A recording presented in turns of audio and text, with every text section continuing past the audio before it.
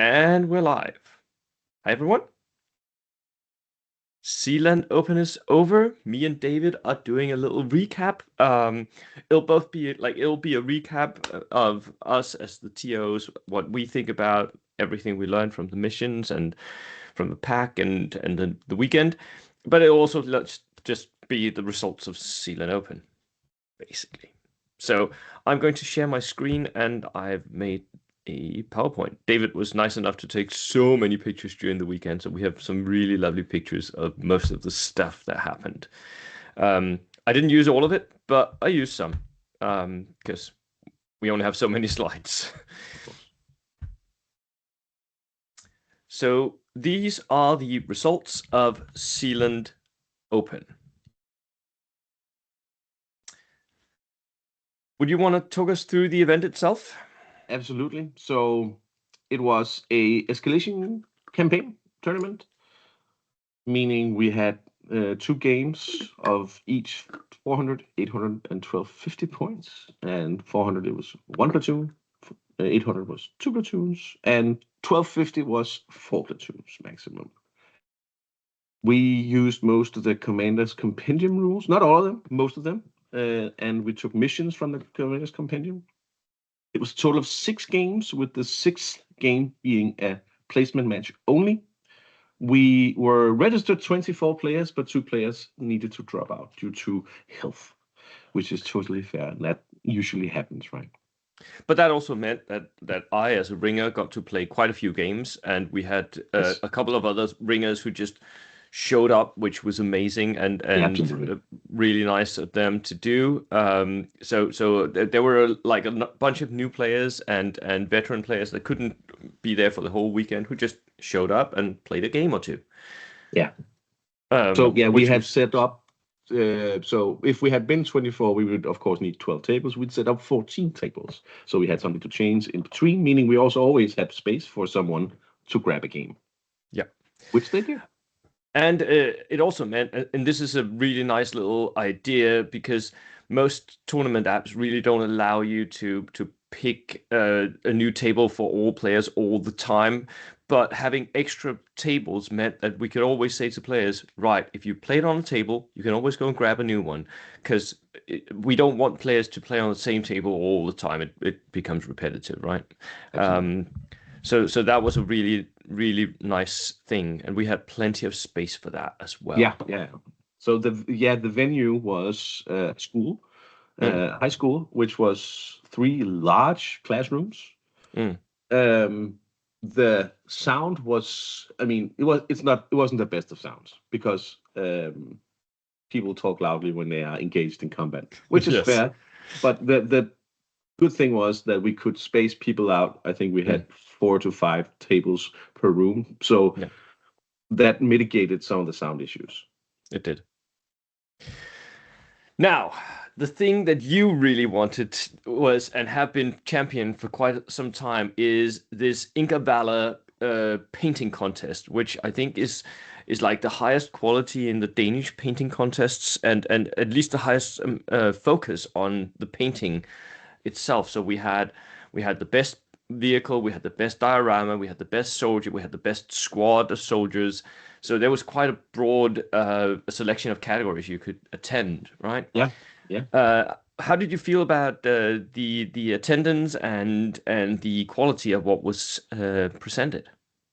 I loved it. There were a lot of contestants, especially in the vehicle category, which is, I mean, that's my favorite category personally, just because I also love painting vehicles. Yeah, you do. And it was really great to see the amount of work and soul that people have put into the things that they hobby. Many of us have that aspect as part of why we do this, me myself included, and others just want to play and don't care, and that's totally fine. But for those of us who invest our soul into our mini art projects, I think it's very nice that we can actually give some focus to the individual models more than just the classical best themed army. We did have best themed army as well, and this was the focus of the individual model, or several in the terms of squad. And then we of course added diorama, which is something where you have to tell a narrative. You have to tell a story about what's going on. Yeah. And me personally, I really love that diorama category. The winner here, seen on the PowerPoint, was Lucas Young, who had a soldier just stand around the corner of a bit of ruin, and two enemy soldiers slowly advance around that corner, and he was prepping a grenade. So it was a little snap moment of a battle, right? Yeah, I think he entitled it "It's Me or Them." It's me or them, which is yeah. Exactly. So, as opposed to most best themed army competitions where it's the other players who vote and enjoy the best theme of an army, Yep. the rest of the Inga Valla was focused on technical aspects as well as artistic aspects, and it was judged by two highly competent painters, myself being one of them, and my brother. Shout out, hey bro. And we looked at the specific details of the painting, technicality of assembling your model, mold lines, glue in weird places and stuff like that, as well as the artistic qualities of making the model look like something real, but still painted, right? Yeah. And of course, the winners were best vehicle was Christian Lyngvad. He often wins painting competitions. He's very, very good. He also won best soldier. Yes.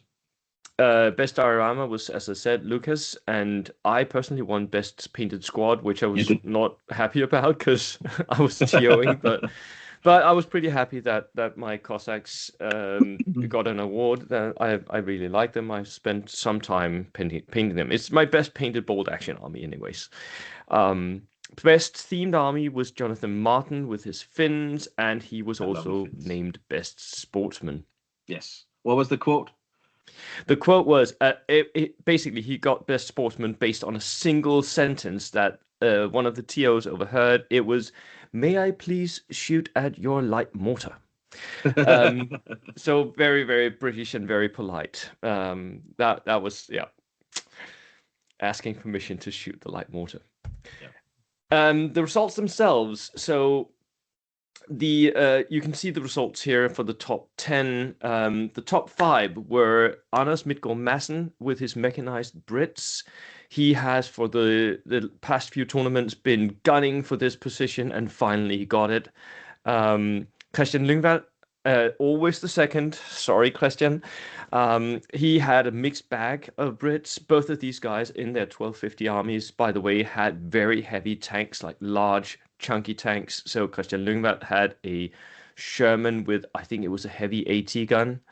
And Anders Midtgaard Madsen had both a Sherman and a Lee in his 1250 lists. So they were very heavy tanks.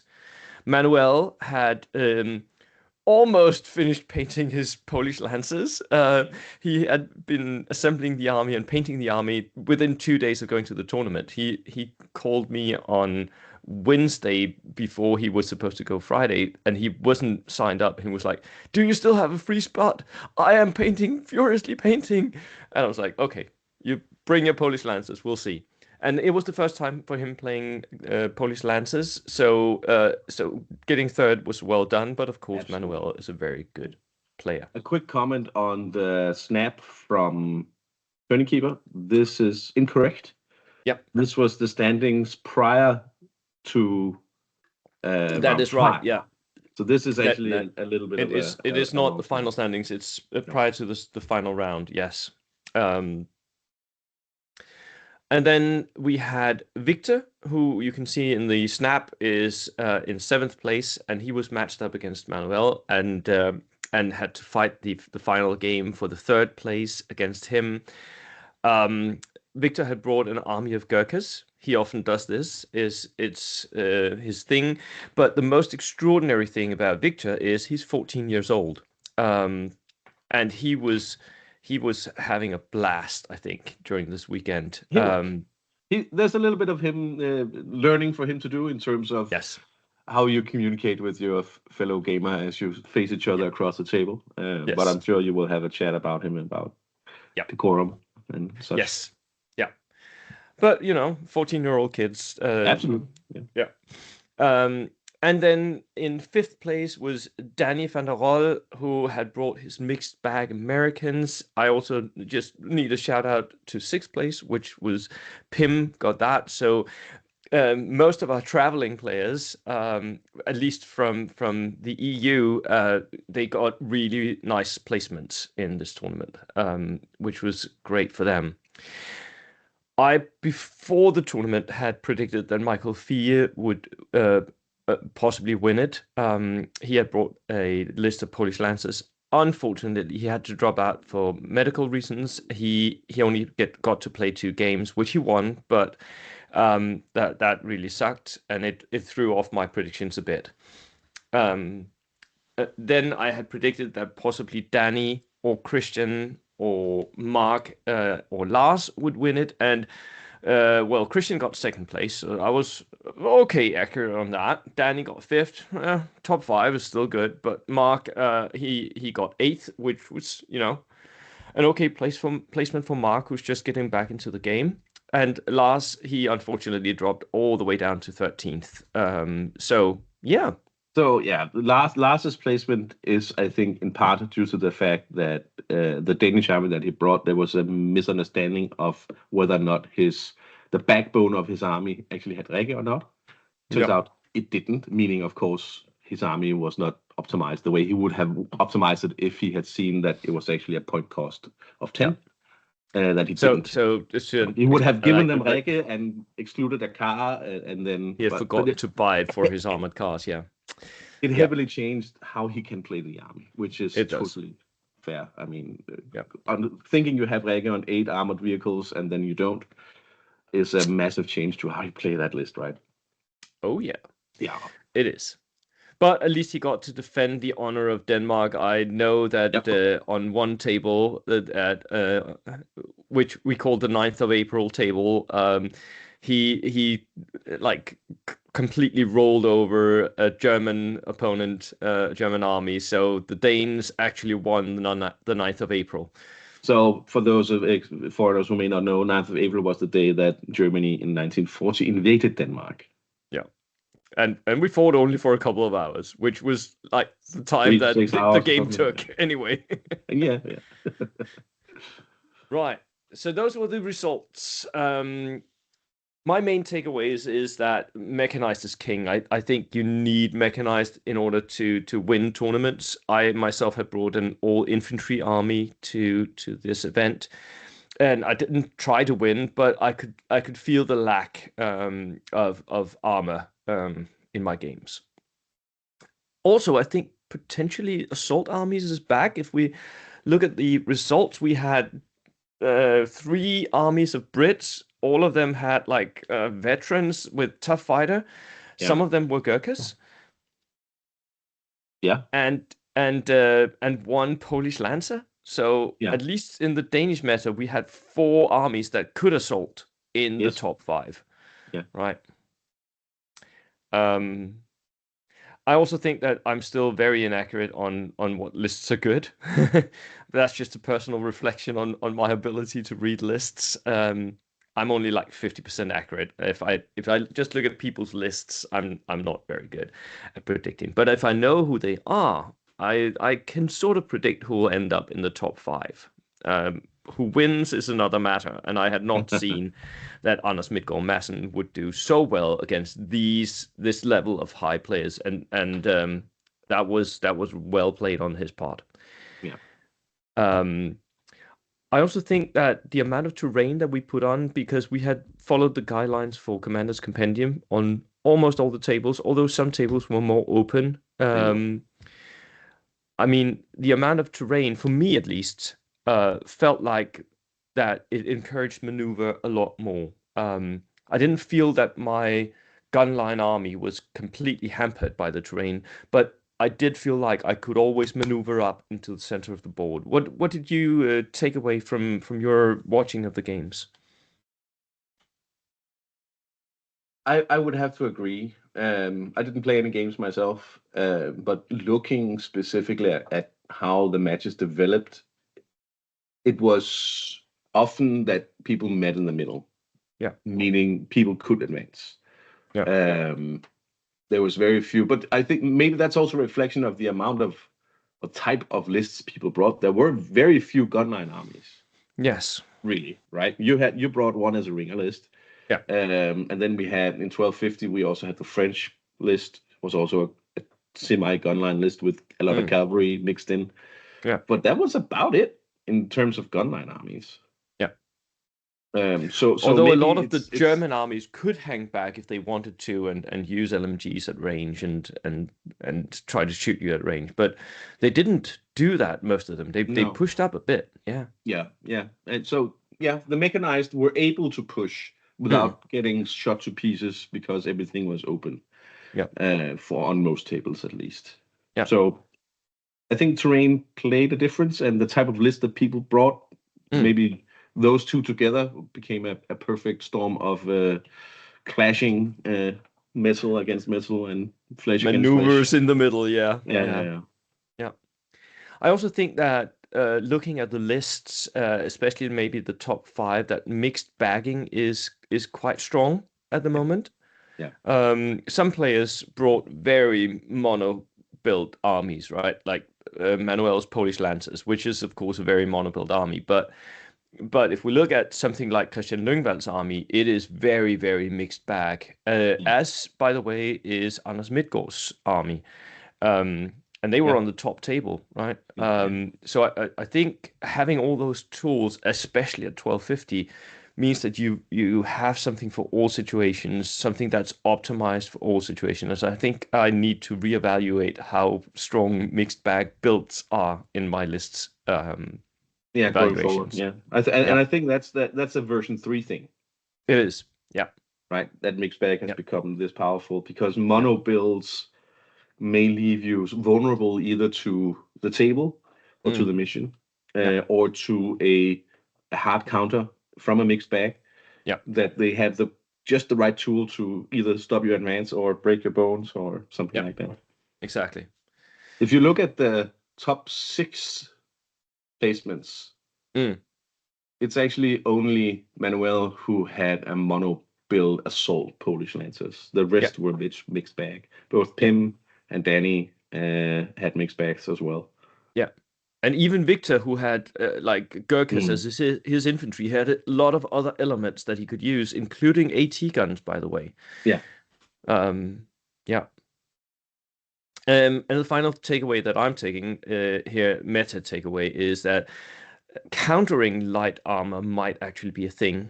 Yeah. Because The meta, both, anti-meta to the meta. Yeah. Yeah. yeah, exactly. And we saw that at the top table at least, where both players had brought heavier tanks with heavier guns Yeah. and pushed them into the center and then started trying to pick off the light armor of their opponents. It always becomes a game of cat and mouse. Yeah. Because do you have enough heavy firepower to counter the amount of vehicles that is crashing upon the surf, right? Yeah.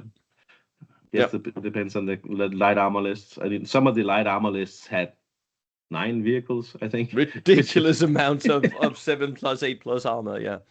Yeah.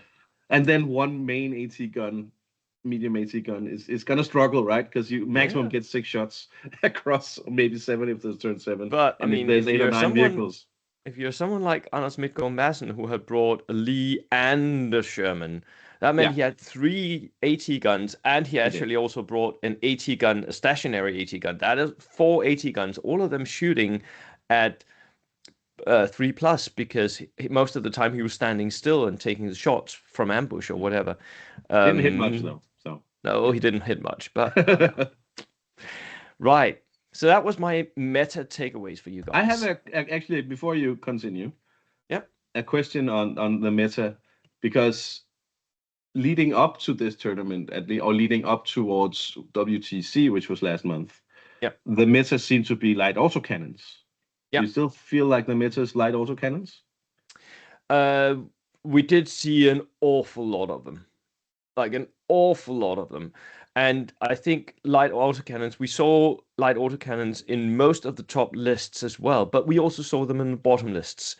And I think light autocannons are starting to struggle a little bit against this counter light armor because the 9+ tanks They're gonna are shrug it off, aren't they? they're going to shrug it off, right? So um, there is a development in the meta. I'm not seeing the end of the light autocannon yet, but I am seeing at least a counter starting to appear on the horizon for them in the heavier tanks. If heavy tank is the new meta, It what really will be is, the yes. counter meta for heavy Oh, tanks? why? I don't know. More We should gunline have lists? Are we going full AT circle? grenades. AT grenades. AT grenades and veterans. Let's go. Yes, I love it. Yes, Or that's how you inexperienced kill heavy hordes with tanks. AT grenades. Yeah, Can you partisan a 20-man squad get AT grenades? I think they can, but why would you ever bring 20 men strong partisans? Why You'll wouldn't get you? pinned to bits. No, no, no, no. That's why you have a common commander. Ah, well, yeah, true. Yeah. Anyway, but there is an interesting, like the glimmers of an interesting meta change potentially here. I At agree. least in Denmark. At least in Denmark, yeah. Now, we also wanted to talk about what we learned as EOs, TOs.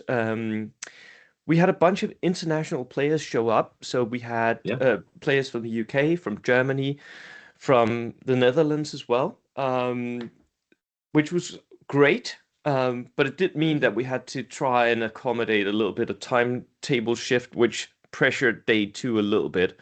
Yeah. Sorry about that to everyone who wanted to have enough time on day 2.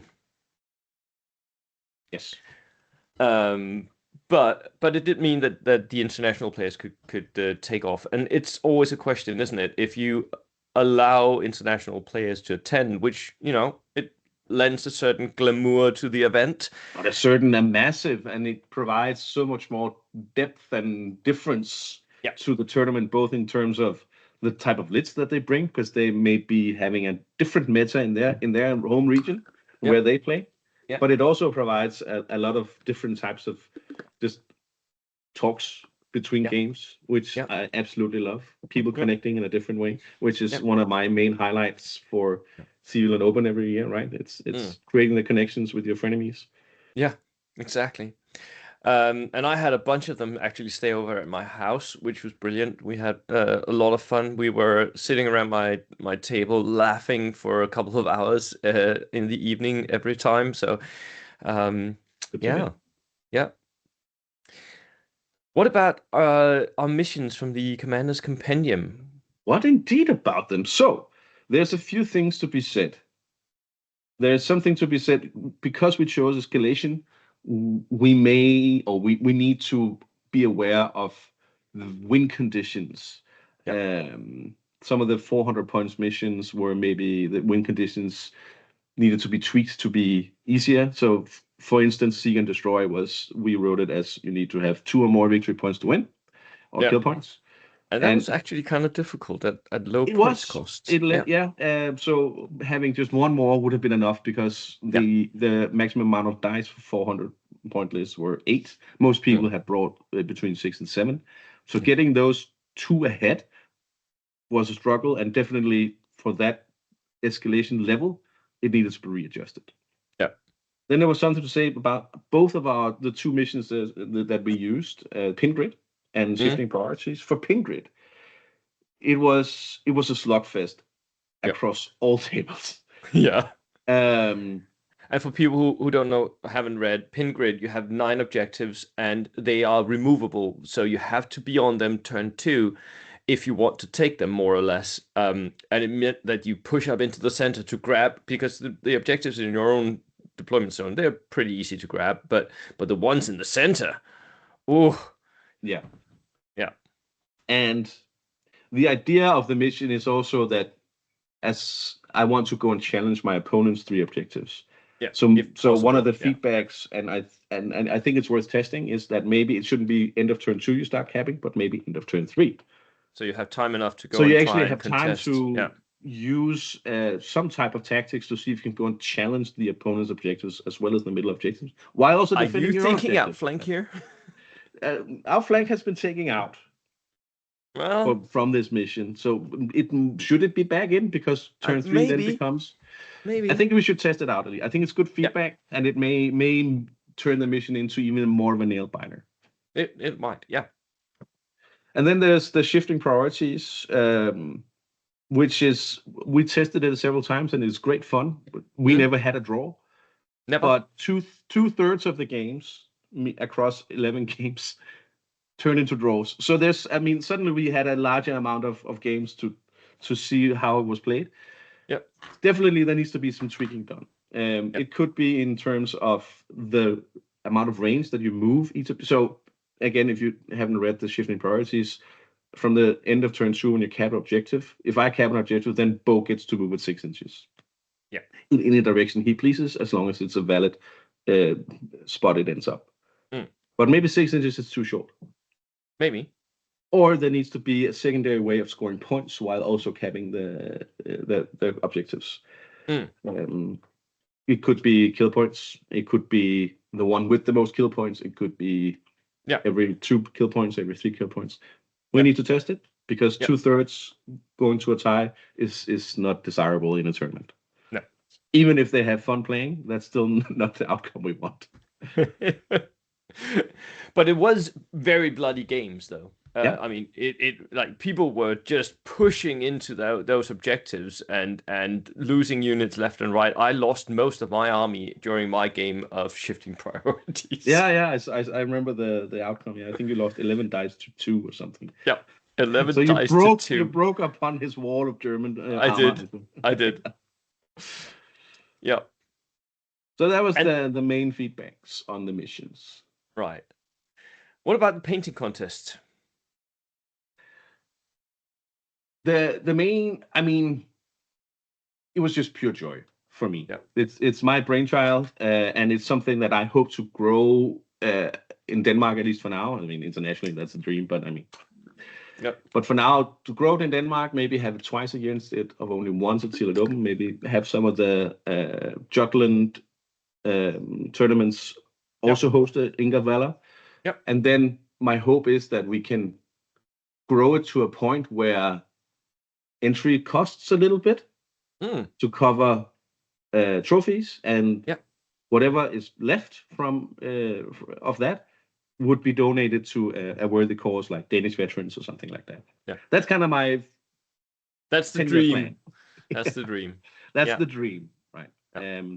Is to celebrate our hobby and to keep growing. To celebrate the painting and storytelling and diorama and basing aspect, like all the hobbying stuff. So it's not about the games actually, but it's about the models and the joy of sitting there painting in your living room, right?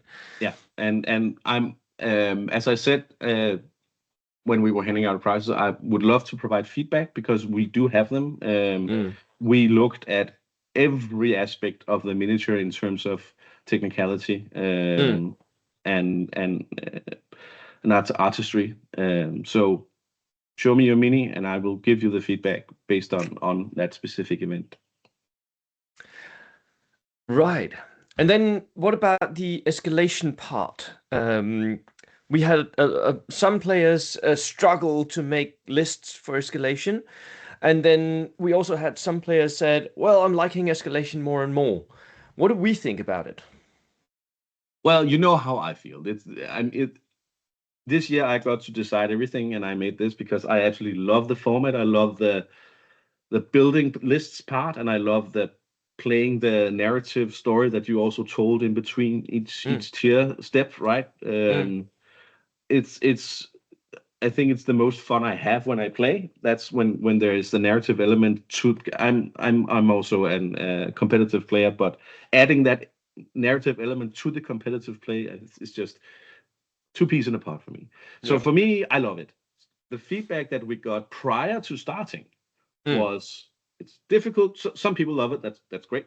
Some people really hate it, didn't join because of specifically that, which is sad for us, and I'm sorry, but fair. Yeah, absolutely. Some people struggle to create the lists, and some people said, 400 points, that's going to be boring and irrelevant and wouldn't be any fun. I Boy, disagree were they massively on wrong. that. Yeah. Yeah. Oh man, the low point games were fun. Yeah. That's They the were general quick. feedback that we got. They were Everybody enjoyed the low fun. ping games. It was a good start to a day with Yeah. just a few units, feeling Yeah. out the tables, feeling Yeah. out yourself, your Saturday morning, 9 o'clock brain fog can Yeah. kind of clear up. Manage 7 dice. That's okay. And they're also quick because and Yeah. that was why we could actually manage 6 games over the weekend with only 2 games on day 2 with Yeah. enough time for those games, 3-hour games, right? Mm. Because we had such a lot of games because the points were so low. I do think we need to consider one thing though, and that is potentially if we're going to do more uh, very low point games for 500 points, then potentially make the terrain, the board itself a little bit smaller, so it would be a 4x4 or something like four Yeah, by I yeah heard several people suggesting it. We yeah need to test it before I'm convinced. yeah. Just hearing it, I'm unconvinced. Well, it did It's allow worth something, testing. and I'll give you a little bit of feedback for it Sure. because I was playing one game of 400 points, and because I had cavalry, my cavalry was extremely good at that point Yeah. level. Mm. Um, so I think potentially it does favor some armies if we have a very big board, Mm. more than other armies, and that's why I would argue that I let's at least test out playing on a smaller board in at 400 points levels. Yeah. Sure. Um, then there was the issue of placement games, and that is also something that some people love and some people hate. It's a very Um, dividing the waters type yes. of So situation. for people who don't know what placement games is you've had a tournament, you're doing Swiss draw, right? So the strongest players will face off against the strongest players. The people who've lost will face off against people who've lost. But the final rounds of games, you make sure that there is no possibility of doing a submarine because if you have number 1 and 2, then they are fighting for first and second place. If Yeah. you have number 3 and 4, they are fighting for third and fourth place, and so far down the line. That Yeah. is placement games, right? That is what you do in football, for instance. Yes. Um, now, some people really felt like that. "Oh, I felt cheated of my third place or whatever Yeah. Yeah. because they couldn't submarine. Yes. Their end results were better than whoever got third place, but they weren't at that table in the final round because they hadn't managed to claw their way up there early enough. Mm. So, what do we feel about it? It's a shift that's happening here in Denmark where we are favoring doing placement matches because if you're fighting for the final in the first place and you lose, Mm, you are basically delegated to somewhere below the middle. I've yeah, tried that. I've fought for the final and lost, mm, and I ended up I think 13, yeah. which feels really weird because I was in the finals and now I'm 13 on the list. Feels bad. The And reverse is of course that the feeling of okay, I'm somewhere in the middle. mm, I have enough kill points over my previous games, and I win this match. I'm suddenly third. That, yeah, of course, feels great for that person. And I've yeah, also tried that where yeah, I was in the middle and ended up, I think, fourth. mm, That feels great. So it's a matter of what is most important. yeah, And we have, for several tournaments in Denmark, not all of them at all, decided that doing placement to keep the if you're playing for the finals you and lose, you keep second. If you're playing for mm, third and lose, you keep fourth, and so yeah, on. yeah. Um, I've also had personally like feedback that people hated it. Yeah, And absolutely. some people do hate it, and I understand that. I personally really like it, and I have one thing to throw into this debate about placement games that I think people need to consider, because I was at a tournament that did not have placement games, and I was on the top table for the finals, and I knew that if I just drew the game, I would get first place. Because of the And amount my of kills also had. opponent knew that if he drew the game, he would get second place, which meant that we were highly encouraged to just sit back, look at each other, and do match fixing, right? Yeah. And we actually talked about that, like looked at each other and said, right, you know that if we just draw, we win, right? You get second place, I get first. Yeah. And that is not cool. Nope. Even the possibility of that in a game is not cool. So I was like, we didn't do it. We just went at it. I lost, which meant that I was out of the rankings, and my opponent won first place. But even the possibility of someone doing match fixing to get first and second place that way, that is a hard no-go for me. I agree. There's also another version where you're on the final table and your opponent has so many points that he wins even if he loses. Yeah. Which is also really bad. Yeah, that also sucks. I know other people think, oh, but that's great. I played my way there. You did. But you lost the final game, right? Yeah. Show me another sport where that's the case. There's nowhere where that's the case, where you can lose the finals and still win. So there are, like, I think there are valid arguments. I think there are also valid arguments for why you dislike it, maybe especially for players who are in the middle pack and feel like they have no chance of getting up there. And I feel at least placement games really work best when you have 6 or more games. Yeah, I agree. If you have 5, then right, just do Swiss. 5 or 4 or 3, just do Swiss. It doesn't matter. Absolutely agree. You need a certain amount of games to provide players with the opportunity to come back and get that placement where they are before you log it in. And 3 games is too little, 4 games is too little. I would say 5 games is the minimum you need before you log the 6th game into a placement. I am on that team as well. Anywho, you guys can disagree with us in the comments about this. You are free to do so. What about the actual, like, the spirit of the gamers and the games at the tournament? You were EOing most of the time, so you actually got to see quite a lot of games and hear from players. I didn't. I had opponents to fight and defeat. You did. And, I mean, as with the 2 previous years, the mood of the game, the spirit around the tables is just amazing. People are relaxed, enjoying themselves while also going hard at it, right? It's the best of both worlds. In the finals, the top tables were a little more tense because it was for all the biscuits, but the mood and was still good. You can never avoid a little bit of frustration, but the camaraderie was 100% still there, with no one ever being mad or angry. A few people had some games that they didn't think was funny or good, and that was more in terms of the type of list they met and how the turn of events turn out. The log of the dice. You know, that one person that rolls all ones all the time, right? And maybe we should also mention here that we allowed a Danish army list that we didn't think through. It was slightly overpowered. It was, or it could have been. It turned out but I'll say this: it was no worse than Finnish before the FAQ. No, I agree. It turned out okay. Some of the players playing against them were it felt overpowering. That's totally fair.